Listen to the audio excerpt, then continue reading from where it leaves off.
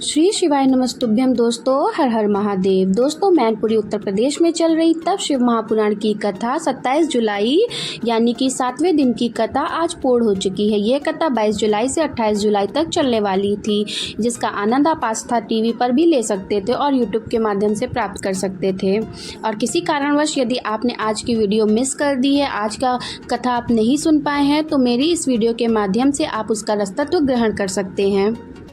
आज की वीडियो में हम आपको सावन अधिक मास शनिवार के दिन करने वाले उपाय के बारे में, जो कि 3 दीपक वाला विशेष उपाय है जो कि कर्जा मुक्ति, धन प्राप्ति और जीवन की सुख समृद्धि के लिए किया जाता है, उसकी जानकारी जो कि गुरुजी ने पिछली कथाओं में दी थी वो हम बताने वाले हैं। साथ ही 29 जुलाई अधिक मास का विशेष दान जो कि गुरुजी ने बताया था, उसकी जानकारी भी इसी वीडियो के माध्यम से आपको प्राप्त होने वाली है। आज की कथा में जो भी उपाय पत्र और उपाय जानकारी गुरुजी ने दी है, सभी की जानकारी आपको इसी वीडियो के माध्यम से प्राप्त। आज के उपाय और उपाय पत्रों की जानकारी जानने से पहले यदि आप मेरे चैनल पर पहली बार बने हैं तो प्लीज़ जाकर सब्सक्राइब कीजिए और बेल आइकन को ज़रूर प्रेस करिए ताकि आपको आने वाली वीडियो का नोटिफिकेशन मिलता रहे। तो चलिए जानते हैं आगे की जानकारी की ओर। 29 जुलाई एकादशी के दिन किए जाने वाले एक उपाय जो कि पुरानी कथाओं में गुरुजी ने बताया था, धन प्राप्ति, कर्जा मुक्ति और जीवन में सुख समृद्धि बढ़ाने के लिए ये उपाय करना होता है। 3 जगहों पर आपको प्रदोष काल में ये उपाय करना है। 3 दीपक बना लेना है। इसके लिए आपको गोल बाती का प्रयोग करना है, साथ ही गाय के घी का प्रयोग करना है। पहला दीपक आपको वट वृक्ष के नीचे प्रज्वलित करना है। शाम के समय ये उपाय आपको करना है। साथ ही एक लौंग आपको वहीं पर अर्पित कर देना है। लौंग को दीपक में भी डाल सकते हैं या तो साइड में भी अर्पित कर सकते हैं। और जो दूसरा दीपक है वो आपको पीपल वृक्ष के नीचे लक्ष्मी नारायण का स्मरण करते हुए गोल बाती का दीपक प्रज्वलित करना है। और आपको शनिवार के दिन लक्ष्मी प्राप्ति के लिए पीपल वृक्ष के नीचे अवश्य एक दिया प्रज्वलित करें। और तीसरा दीपक आपको घर में सुख समृद्धि लाने के लिए शिवलिंग की डहरी पर लंबी बाती या गोल बाती का प्रयोग कर सकते हैं। शिव जी के सामने आप गोल बाती या लंबी बाती में से कोई भी एक दीपक प्रज्वलित कर सकते हैं। ये तीनों दिए आपको प्रदोष काल में ही प्रज्वलित करना है। इस दिए को आटे से भी बना सकते हैं या फिर मिट्टी के दीपक का प्रयोग आप ला सकते हैं। दोस्तों कल है 29 जुलाई, दिन है शनिवार का। सावन अधिक मास की एकादशी का विशेष दिन है। उस दिन किए जाने वाला एक विशेष प्रकार दान है जो कि गुरुजी ने एक लिस्ट निकाली थी, उसमें बताया था दिन के हिसाब से क्या दान करना चाहिए। तो कल के दिन आपको सावन अधिक मास 29 जुलाई को 33 कमलगट्टे दान करना है। आप ये किसी भी शिव भक्त को या गुरुजन को या ब्राह्मण को दान में दे सकते हैं। ये आपको 33 कमलगट्टे का दान कल के दिन ही 29 जुलाई को ही करना है। इस बात का विशेष ध्यान रखिएगा। दोस्तों बढ़ते हैं आज की कथा की ओर। आज की कथा में गुरुजी ने ये बताया जिस प्रकार दीप जलता है और उसे बाहर की हवा न लगे इसलिए उसके ऊपर हंडी रख दी जाती है, दिए को किसी चीज से ढका जाता है। उसी तरह इस मनुष्य को जो जलते हुए दीप के समान है और वो बुझे ना, मार्ग से ना भटके, इसके लिए उसे भगवान के मंदिर जाना चाहिए, भजन कीर्तन करना चाहिए, धार्मिक पुराणों का स्मरण करना चाहिए। आगे गुरुजी ने कहा, कई लोग कहते हैं खाली हाथ आया था खाली हाथ जाएगा। इस संसार सागर से कुछ नहीं ले जा सकता, बल्कि ऐसा नहीं है, क्योंकि शिव महापुराण कहती है इस जीवन में आपने जो अच्छे कार्य किए हैं, अच्छे पुण्य के कार्य किए हैं, वो तुम्हारे साथ मरने के बाद जरूर जाते। ब्रजेश यादव जी पत्र लेकर आए मैनपुरी से। मैंने पहले आर्मी में नौकरी किया, फिर मैं सेवा निवृत्ति होकर घर आ गया, पर मन में बहुत निराशा रहती थी कि इतनी जल्दी सेवानिवृत्ति हो गई। फिर मेरी पत्नी ने पशुपति नाथ व्रत करना शुरू की और फिर हमने सीहोर जाने का भी मन बना लिया, रिजर्वेशन भी करा लिया।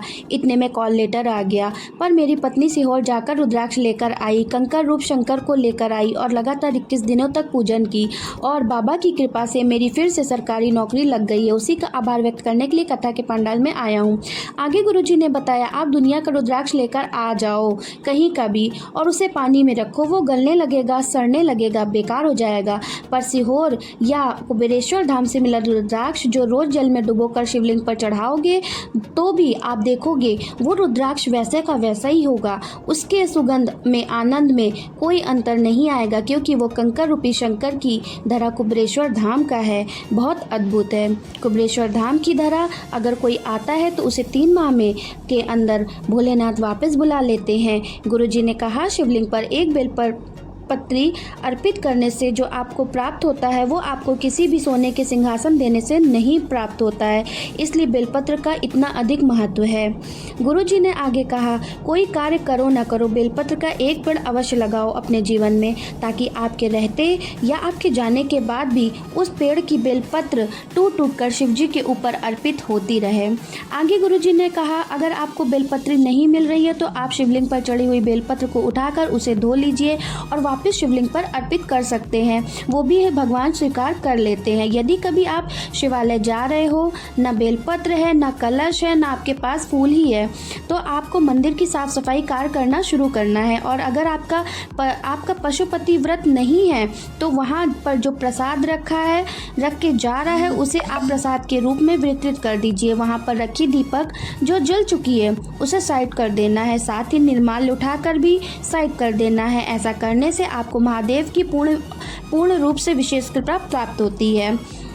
तो दोस्तों, कल की कथा में गुरुजी ने एक विशेष उपाय बताया था, जो कि पति पत्नी जो कि अलग होने वाले हों, उनकी बात नहीं बन रही है और बात तलाक तक पहुंच गई हो, तो पति पत्नी में से कोई भी ये उपाय किसी भी सोमवार या प्रदोष या मासिक शिवरात्रि पर कर सकता है। इसमें आपको उपाय में एक मौली लेना है और उसे तुम्रिका जी का स्मरण करते हुए एक नारियल में लपेट लेना है। इसके बाद उस नारियल को अपने घर में सारी जगह पर घुमाकर ले आना है। उसके बाद इस नारियल को भोलेनाथ के शिवलिंग के पास नीचे अर्पित कर देना है, मतलब जलाधारी पर कभी अर्पित नहीं करना है। इसे हमेशा नीचे ही, जलाधारी के नीचे ही आपको इस बात का विशेष ध्यान रखिएगा कि आपको अर्पित करते समय तुम्रिका जी का नाम लेना है। इसके बाद हाथ जोड़कर श्री शिवाय नमस्तुभ्यम बोलते हुए आप अपने दिल की बात महादेव से बोल सकते हैं। बस इतना ही करना है और अगर शिव जी ने चाहा तो संबंधों में मधुरता बनना शुरू हो जाएगी। साथ ही आपको रोज जब शिवलिंग पर जल चढ़ाने जाओ तो आशुतोष महादेव का स्मरण ज़रूर कीजिएगा। आशुतोष महादेव पति पत्नी के रिश्तों में मधुरता लाते हैं।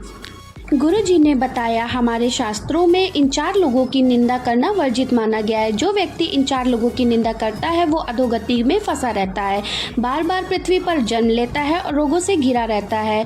वो 4 लोग इस प्रकार हैं। पहला, सुहागन, स्त्री के मांग में सिंदूर हो, नारी गले में मंगलसूत्र पहनी हो, हाथ में चूड़ियाँ पहनी हो, पैर में बिछुए और पायल पहनी हो। सौभाग्यवती नारी की कभी निंदा नहीं करनी चाहिए। दूसरा है गर्भवती नारी, जिसका पेट बड़ा है, छोटा है, हॉस्पिटल जा रही हो या कहीं भी जा रही हो तो उसे देखकर कभी हंसना नहीं चाहिए, ना ही उसकी कभी निंदा करनी चाहिए। तीसरा होता है रोगीला व्यक्ति, जो आंखों से अंधा है, जो समझ नहीं पाता, जिसका दिमाग कमजोर है, उसकी निंदा भी कभी भूलकर नहीं करनी चाहिए। चौथा है संत, साधु, ब्राह्मण जन, गुरुजन या फिर आपके आसपास कोई व्यक्ति जो भगवान की भक्ति में डूबा है, शिव भक्ति में डूबा है या शिव को जल अर्पित कर रहा है, तो उसकी निंदा भी भूल कर नहीं करनी चाहिए। तो दोस्तों, आज के वीडियो में मैंने आपको 3 उपाय बताए हैं। तीनों उपाय से रिलेटेड यदि मन में कोई भी सवाल है तो आप कमेंट बॉक्स के ज़रिए हमसे पूछ सकते हैं, उसका जवाब आपको अवश्य ही प्राप्त होगा। तो दोस्तों, आज की वीडियो में बस इतना ही। मिलते हैं अगली वीडियो में, तब तक के लिए हर हर महादेव। और उससे पहले यदि चैनल पर नए हैं तो प्लीज़ जाकर सब्सक्राइब कीजिए और अपने फैमिली फ्रेंड्स के साथ शेयर कीजिए, लाइक कीजिए। तो मिलते हैं अगली वीडियो में, तब तक के लिए हर हर महादेव। जय शिव शंभू।